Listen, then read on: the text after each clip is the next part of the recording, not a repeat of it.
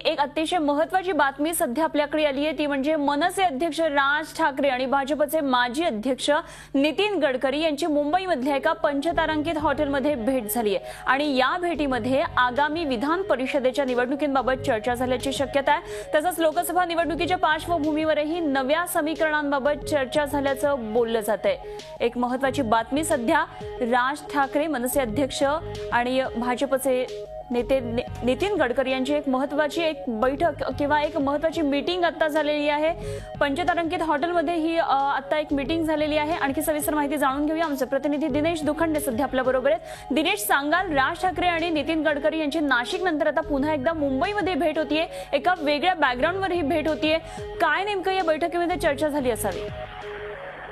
अनुपमा, मनसे अध्यक्ष राज ठाकरे आणि भाजपचे माजी राष्ट्रीय अध्यक्ष नितीन गडकरी यांची सध्या वरळी येथील फोर सीझन या सप्ततारांकित हॉटेलमध्ये बैठक सुरू असल्याची आपल्याला माहिती मिळते। स्वतः राज ठाकरे या ठिकाणी आलेले आहेत आणि नितीन गडकरी हजर आहेत। अत्यंत गोपनीय अशी स्वरूपाची बैठक आहे, मात्र प्रसार माध्यमांना ही बातमी मिळालेली आहे। लोकसभा निवडणुकीचं वातावरण आहे। मनसेनं आपले पत्ते अजूनही उघडलेले नाहीत। मनसे अध्यक्ष राज ठाकरे लोकसभा निवडणुकीसाठी नेमकी काय भूमिका घेतात याकडे तमाम महाराष्ट्राचं आणि देशाचंही लक्ष लागलेलं आहे। याआधी राज ठाकरे यांनी जाहीर केलं होतं की स्वबळावर निवडणुका लढवू, मात्र लोकसभा निवडणुकीची रणधुमाळी सुरू झाली। अनेक राष्ट्रीय आणि प्रादेशिक पक्षांच्या लोकसभा उमेदवारांच्या याद्या जाहीर होत आहेत, मात्र मनसेच्या गोटात अद्याप शांतता आहे।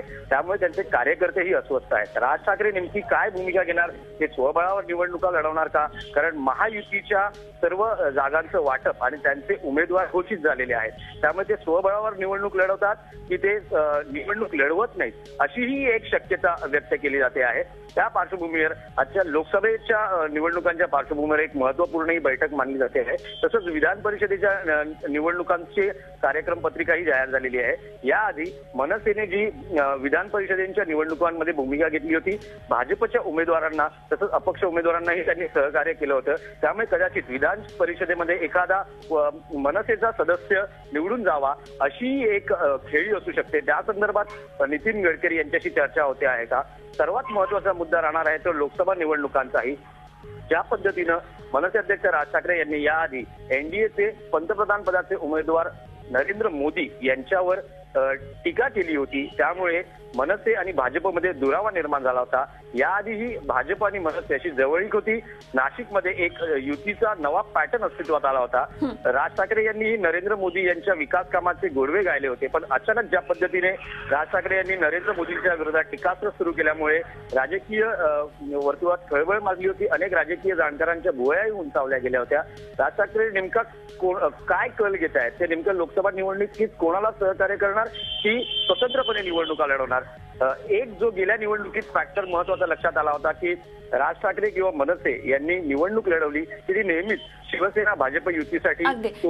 दिनेश, असे संपर्कात राहा, आपल्या बरोबर आपले प्रतिनिधी सुद्धा आहेत सुवर्णा दुसाने, आपण त्यांच्याकडून या संदर्भातली आणखी माहिती घेऊया।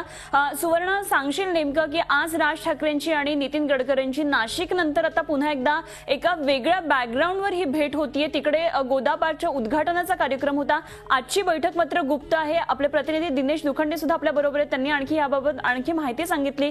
काय नेमकं या भेटीच्या मागचं गूढ असावं किंवा काय विषय असावा?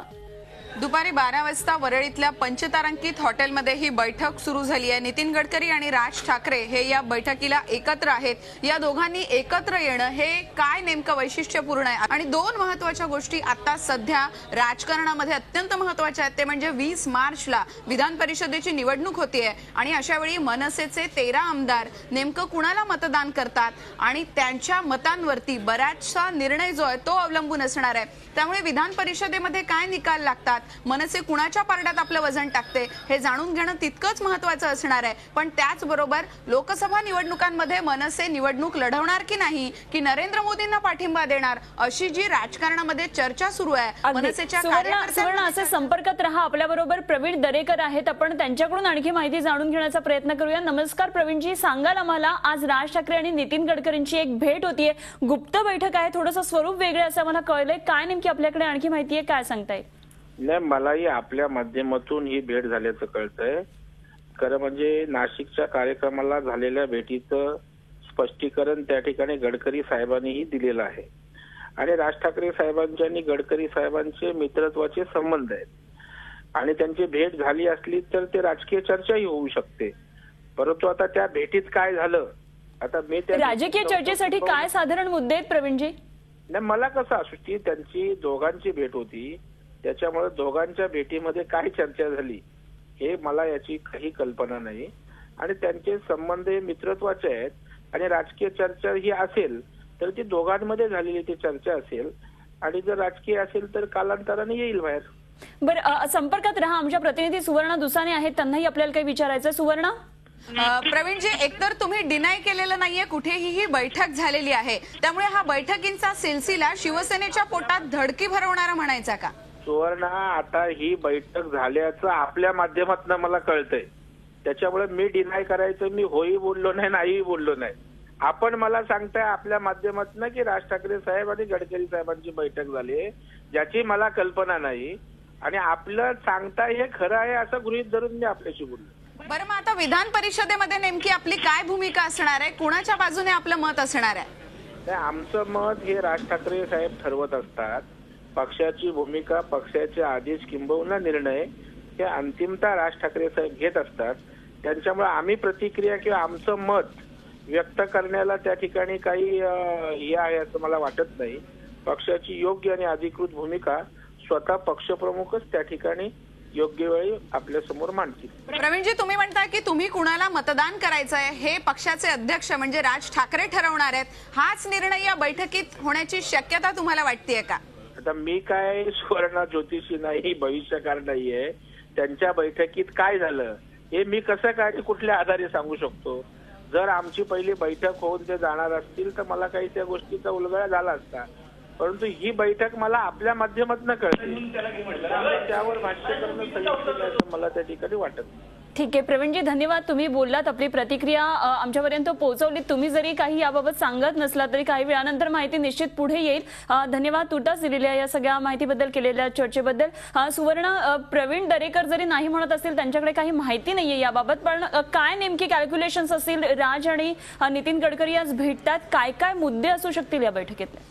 दोन महत्वाचे मुद्दे, जसं की विधान परिषदेमध्ये मनसे नेमका कुणाला पाठिंबा देते हे आपल्याला पाहावं लागणार आहे. त्याचबरोबर सगळ्यात महत्वाची गोष्ट आपण एक लक्षात घ्यायला हवं, 16व्या लोकसभेची ही निवडणूक होते. त्यासाठी राष्ट्रवादी काँग्रेस, भाजप आणि शिवसेना या तीनही प्रमुख पक्षांनी आपापले उमेदवार घोषित केलेले आहेत. तर काँग्रेसने अप्रत्यक्षपणे शेवटपर्यंत ज्याप्रमाणे उत्सुकता कायम ठेवली जाते तशी उत्सुकता उमेदवारांमध्ये ठेवलेली आहे. मात्र मनसे निवडणूक लढवणार आहे का, कुठे कुठे उमेदवार मनसे निवडणुकीच्या रिंगणात उतरवणार आहे याबद्दलचं कोणतंही चित्र अद्यापपर्यंत स्पष्ट होऊ शकलेलं नाही. लोकसभेची निवडणूक असेल तर त्या दृष्टीनं तयारी करणं, आमदारांना आणि संघटनेतल्या पदाधिकाऱ्यांना कामाला लावणं, या सगळ्या गोष्टी जर व्हायच्या असतील तर त्या दृष्टीनं खलबत होणं अपेक्षित आहे.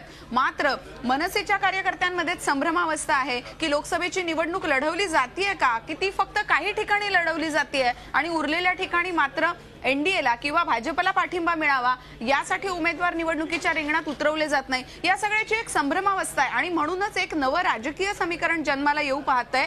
जे समीकरण मनसे उमेदवार जर देत नसेल, निवडणुकीच्या रिंगणात उतरत नसेल, तर त्याचा अप्रत्यक्ष फायदा नरेंद्र मोदींना व्हावा, म्हणजे एनडीएला व्हावा.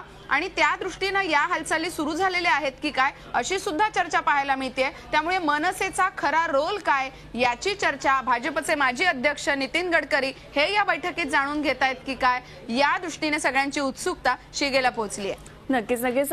सुवर्ण, मला वाटतं टोलचा मुद्दा सुद्धा येणं अपेक्षित आहे, कारण आजच्या मंत्रिमंडळाची आजची शेवटची बैठक आहे राज्य मंत्रिमंडळाची. आज टोलवर काहीतरी निर्णय येणं अपेक्षित आहे. तर नितीन गडकरी आणि राज ठाकरेंमध्ये सुद्धा याबाबत काही चर्चा होऊ शकते?